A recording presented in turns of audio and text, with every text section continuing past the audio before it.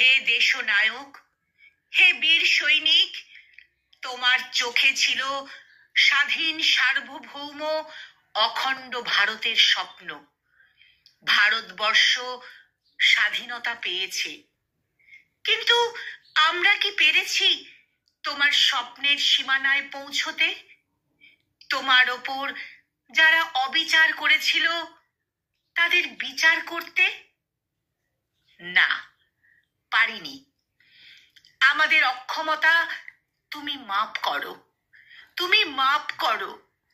হে মহামানব, তোমার অনুপস্থিতি আমরা অনুভব করছি প্রতিটি মুহূর্তে।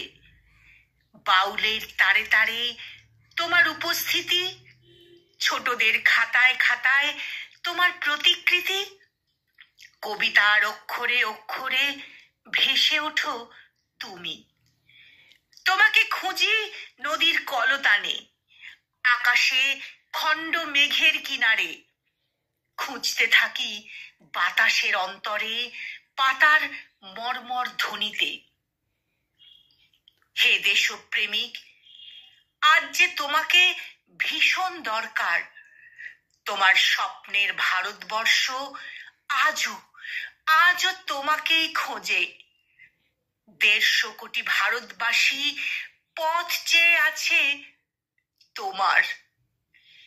সেই অনন্ত পথের কিনারা থেকে ঠিক ঠিক সেই আগের মতো দৃপ্ত কণ্ঠে শুধু একবার বলে ওঠো, আমি সুভাষ বলছি, আমি সুভাষ বলছি, আমি সুভাষ বলছি।